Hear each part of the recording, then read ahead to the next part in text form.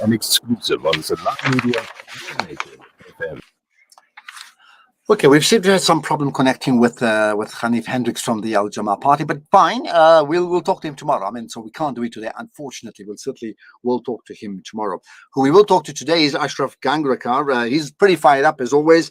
Ashraf, you're going to talk about what? It is what it is. Well, maybe that's exactly what happened with my chat with Hanif Hendricks. But you tell me more about it is what it is.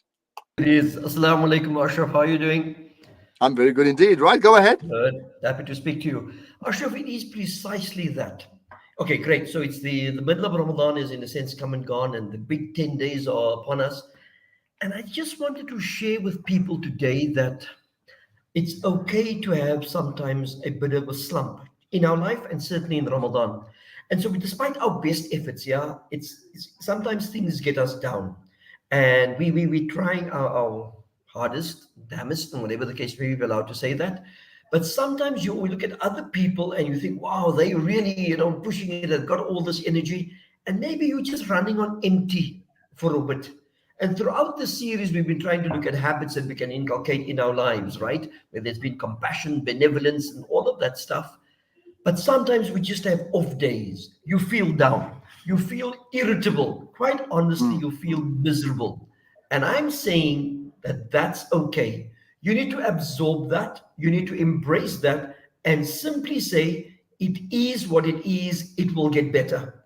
Because if you don't do that, you find yourself looking for reasons all the time. You look at your own self-worth and you maybe consider yourself less, and that can never ever be a healthy thing.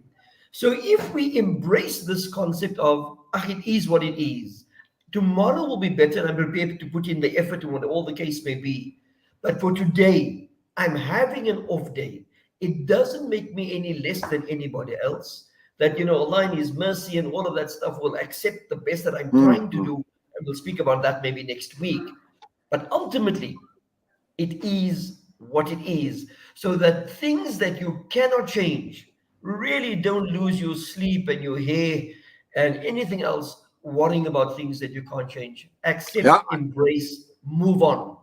I think it's a very apt reminder. Just one quick thought before I let you go. Therefore, I certainly get what you're saying, but often we forget that sort of advice, right? What should therefore mean? Is there a trigger? Like, is there a button to press, if not physically, then virtually, to remind you of the it is what it is on a daily basis when things don't quite go according to plan? Asha, when things don't go. So, for example, you were rushing to work, and then you got stuck in heavy traffic and an important appointment.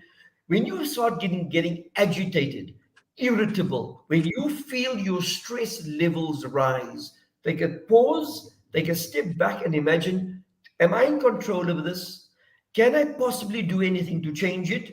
And then maybe look at all of those other habits that we try to form. If none of that is working, then that for me is the trigger. So when you are feeling the sense of agitation, irritability, miserable, tired, etc., those are triggers enough, whatever the occasion may be. So let me take the stuck in traffic bit.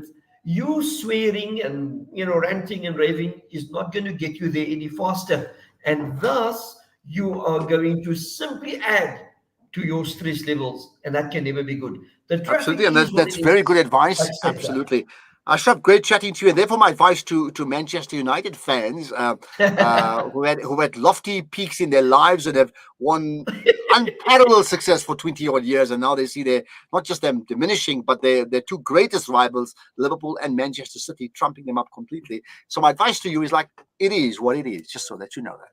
Thank you. Magic. Great stuff. Speak soon. Right, so Thank you, Salam.